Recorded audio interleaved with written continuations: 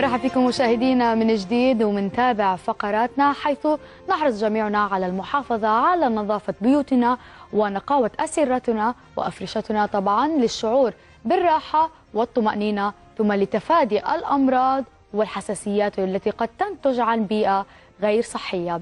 ولكن اليوم قد تكون هذه الجهود غير كافية، حيث توضح بعض الدراسات والاختبارات أن الكثير من الحشرات والبكتيريا تعيش في منازلنا لكننا لا نراها.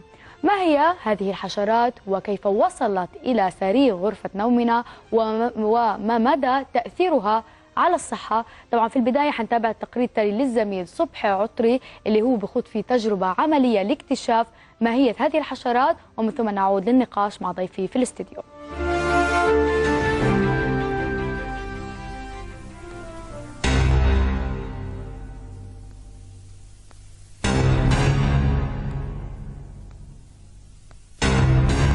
مساء الخير.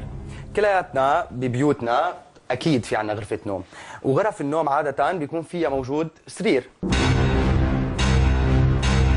مثل ما احنا شايفين شكل الفراش هون نظيف، ولكن اللي ما بنعرفه انه بقلب هذا الفراش اللي هو شكله نظيف من برا في مجموعة من البكتيريا والحشرات بتعيش معنا وبتنام معنا.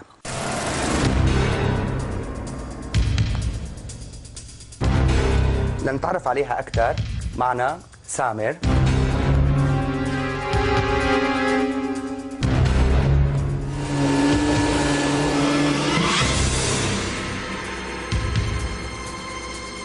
تسمى هذه الحشرة عثاء الغبار.